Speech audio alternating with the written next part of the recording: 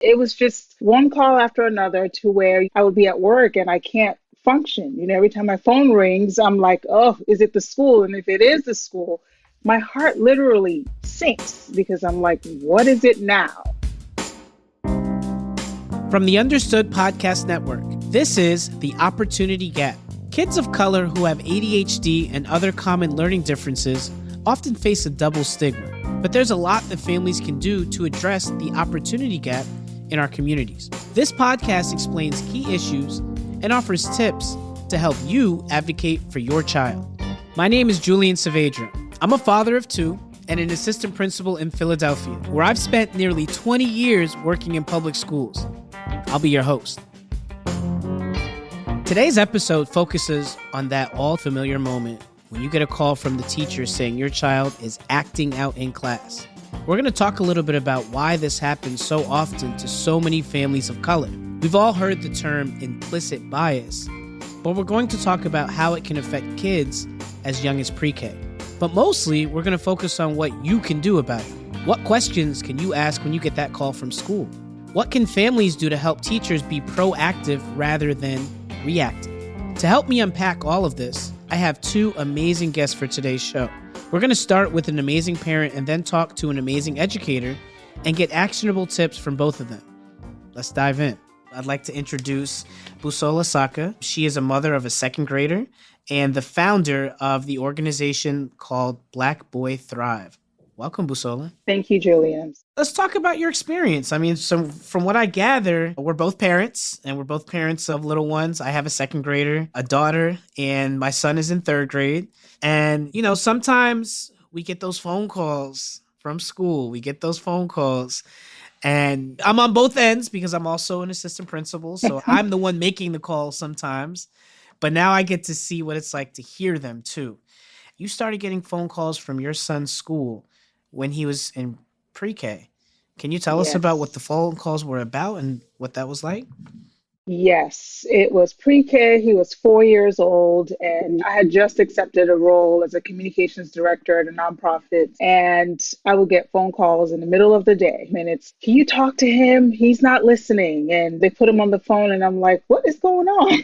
What's happening? But it was just these phone calls like, well, I can't handle him. Can you come and get him? It was just one call after another to where I would be at work and I can't function. Yeah. Every time my phone rings, I'm like, oh, is it the school? And if it is the school, my heart literally sinks because I'm like, what is it now? So those phone calls were very stressful. They actually were one of the reasons why I decided to resign from my role at the time. So you stopped your job. I did. I resigned right before the pandemic started. It was just to the point where I just couldn't be at work and focus with the phone ringing all the time about one thing or another. So it was definitely very stressful. Oh, I can imagine. Why don't you tell the listeners a little bit about your son? My son is hilarious. He is very intuitive, very smart, very sensitive, very active. He loves soccer. He loves basketball. He's 7 years old now. And at the time, when we started the public school system, he was 4. He can get very excited and animated, and it's kind of hard to bring him down after he gets excited. But he's just a really great kid. And it was very stressful for him when I would ask him how his day was.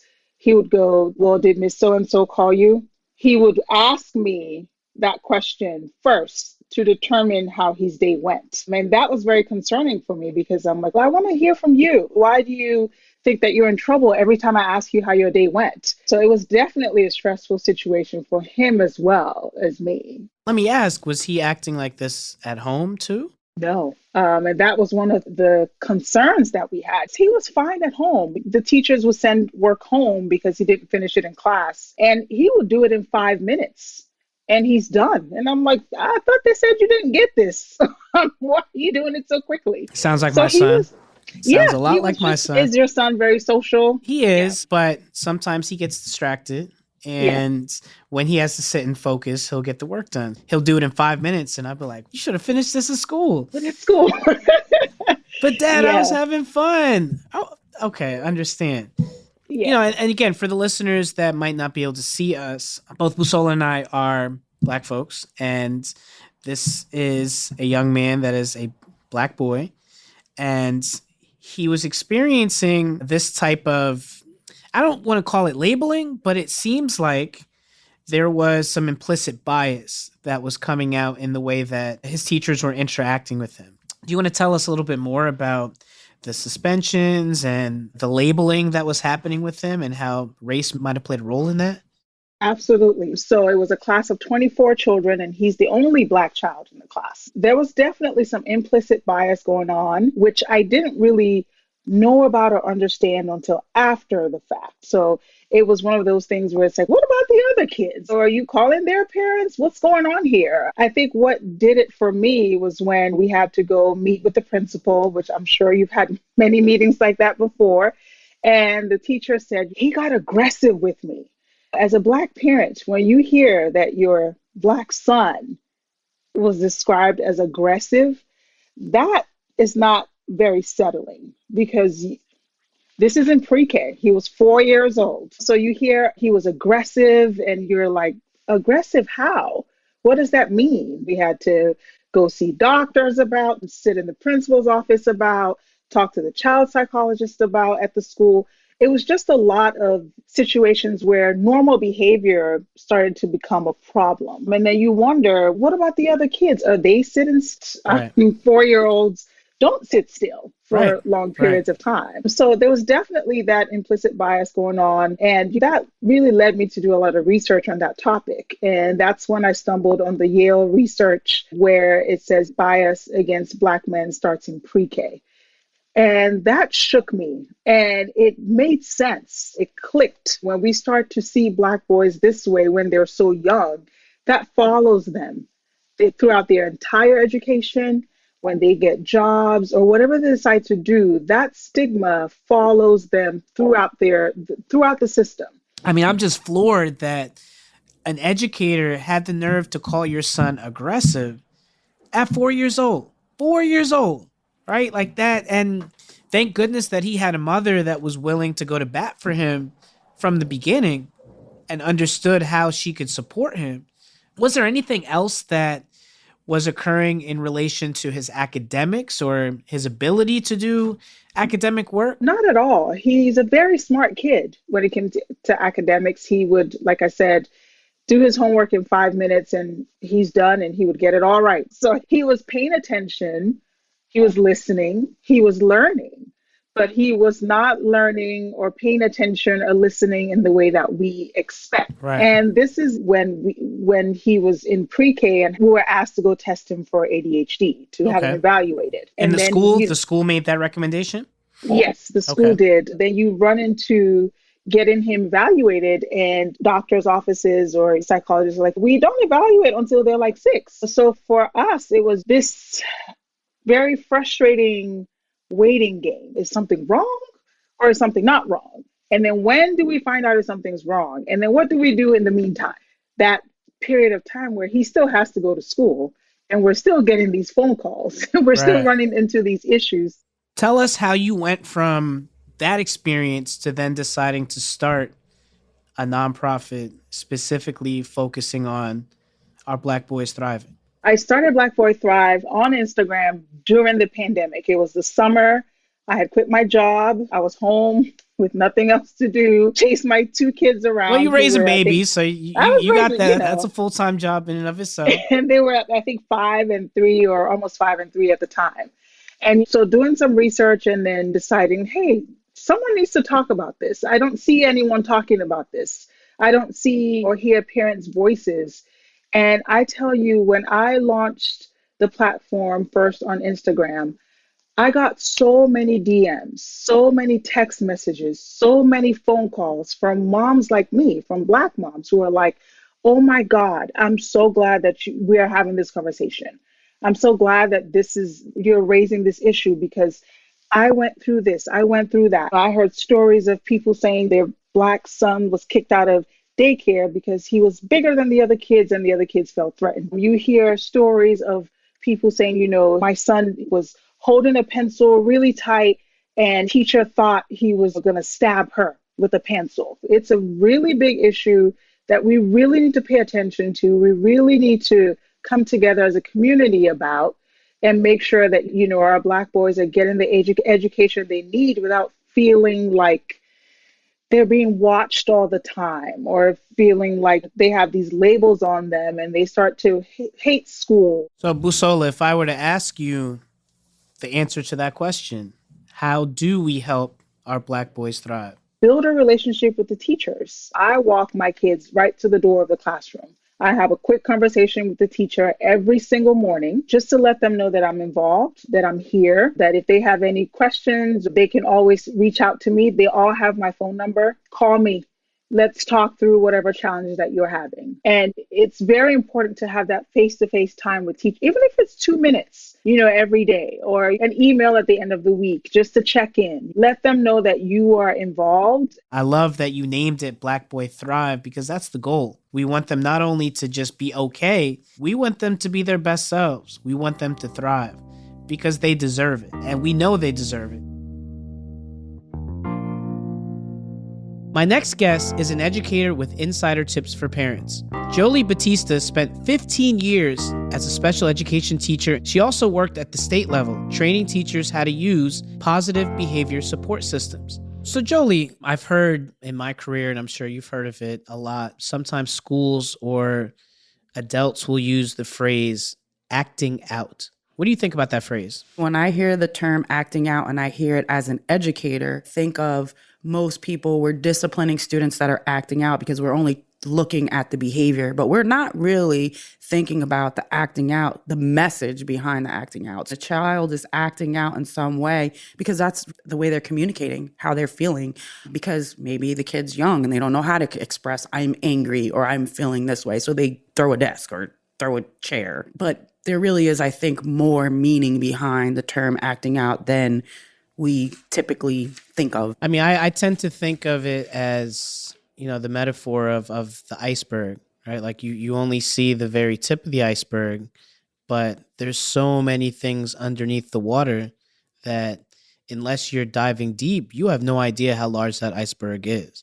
What are some of the most common reasons kids choose to behave in certain ways? Like, what do you think they're trying to communicate? In my time as being a teacher, I would see, the most vivid picture would be a student, that has struggle reading. And so, sometimes teachers, we call out, we put a kid on blast, if you will, and say, read the next paragraph, Julian. And it's like, I don't want to be embarrassed in front of my peers. I'm not reading this. There's so many other different scenarios that you can think of. The kid that likes to get attention, so they're cracking jokes or making fun of the teacher or the paraprofessional. I mean, everything you're mentioning, they fall into typical behaviors that we see where the attention seeking, you mentioned with reading, and we know that our babies with dyslexia, like that's a real thing that can be a giant struggle. And going back to, the idea of acting out,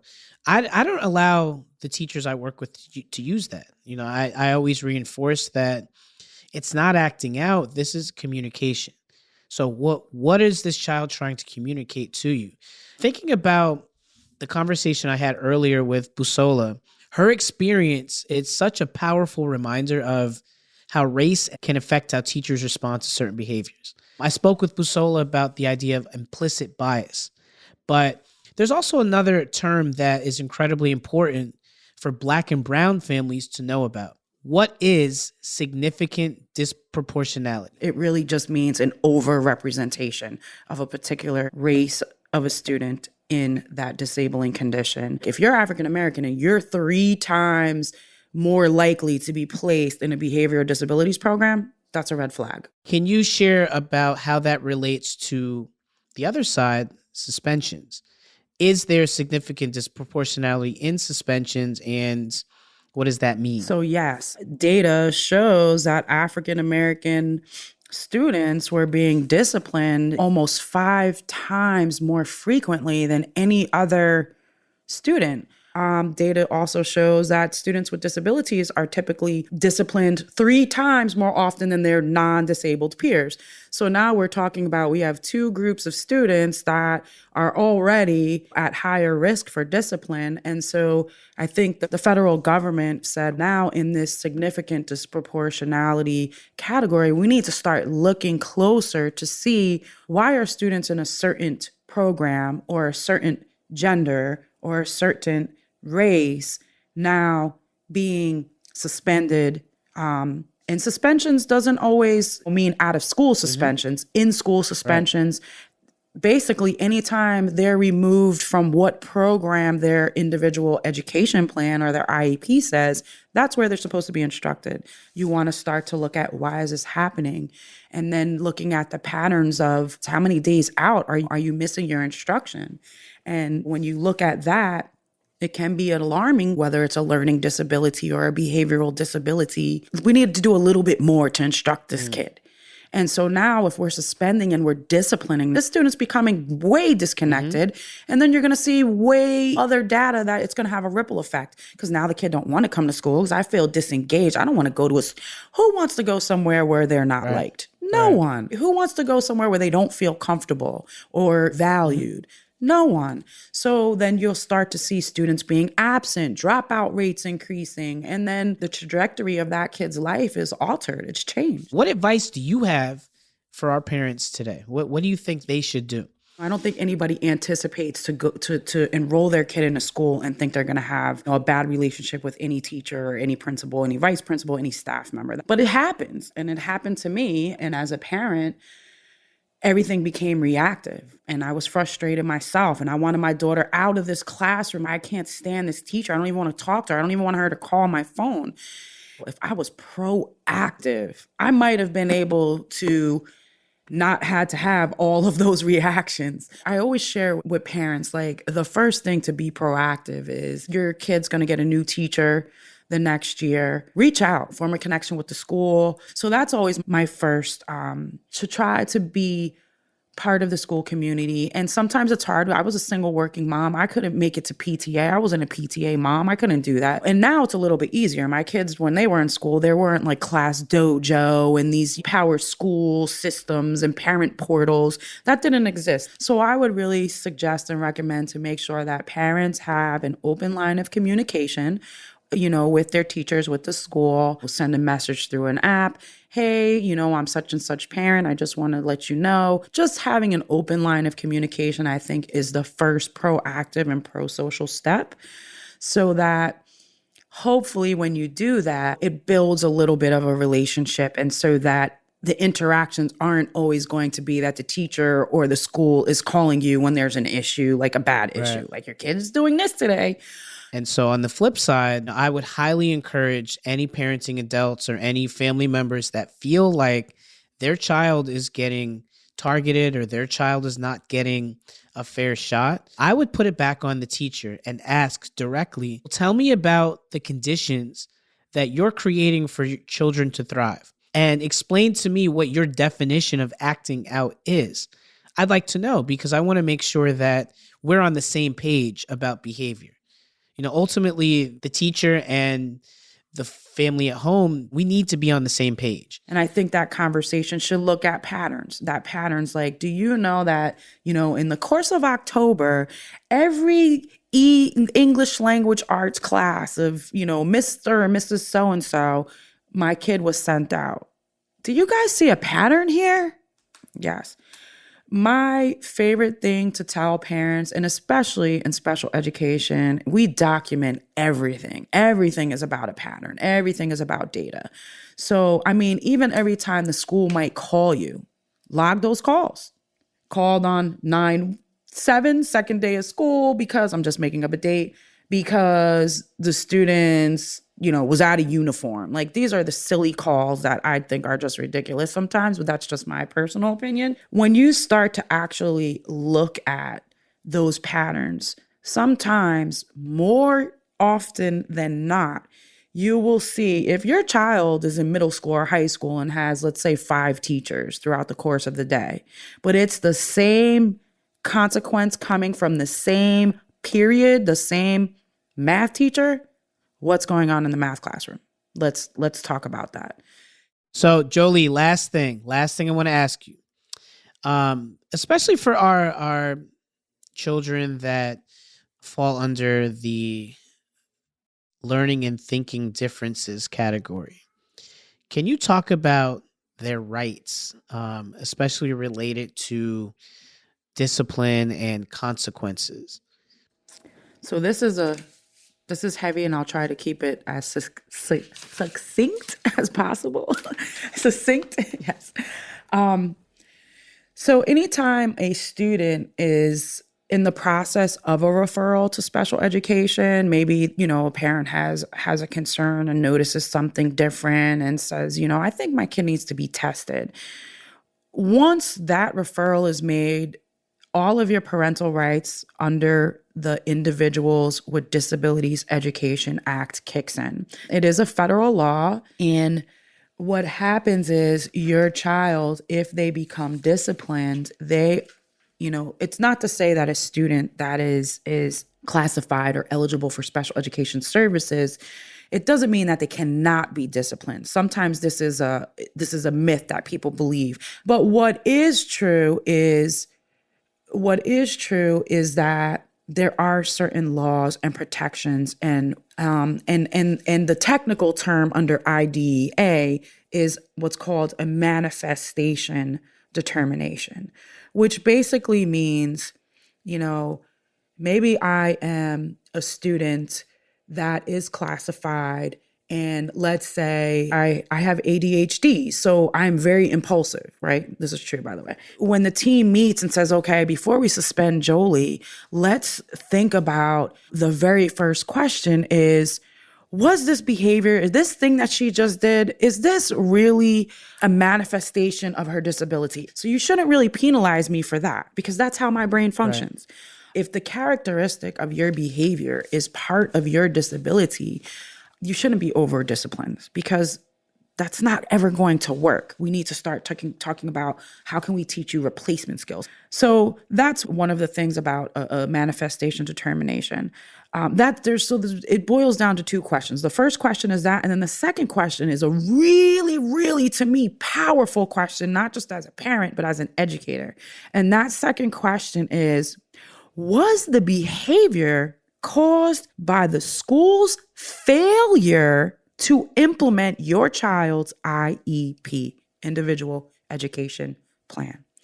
So if my plan says that I need frequent breaks because I need to chunk my information, take it and process it, and the teacher doesn't allow me to do that, and so now I'm overwhelmed and I'm frustrated and I act out, you didn't give me what it said I needed, and therefore, why is it my fault, and why should I be suspended or removed from the classroom? You didn't do what my plan says I need. And that's very, very important. I wish we could spend another hour together, because you have so much knowledge, and we appreciate everything you shared with us today. Anybody listening has gained a lot of information they can use to support the children in their life. So before we go, I want to leave everyone listening with a few key takeaways. Number one, behavior is communication. Behavior is communication. When a child is trying to communicate something, it's not about respecting or not falling into line. It's about communication. So as a parenting adult, look for the patterns. Number two, be proactive. Parents should reach out before the calls happen. Let the teachers and the school staff know that you are an involved person. And so if that call does happen, there is a relationship that's already been built. Cookies, candy, and other snacks are always appreciated. Number three, know your rights. We heard the term significant disproportionality. We heard the term manifestation determination. You can use these terms to help advocate for your child. You've been listening to The Opportunity Gap from the Understood Podcast Network. This show is for you. So we want to make sure you're getting what you need. Is there a topic you'd like us to cover? We want to hear from you. Email us at opportunitygap@understood.org. If you want to learn more about the topics we covered today, check out the show notes for this episode. We include more resources as well as links to anything we mentioned in the episode. Understood.org is a resource dedicated to helping people who learn and think differently discover their potential and thrive. Learn more at understood.org/mission. The Opportunity Gap is produced by Julie Raw, edited by Sin Pim. Brianna Berry is our production director. Our theme music was written by Justin D. Wright, who also mixes the show. For the Understood Podcast Network, Laura Key is our editorial director. Scott Kosher is our creative director. And Seth Melnick is our executive producer. Thanks for listening, and see you next time.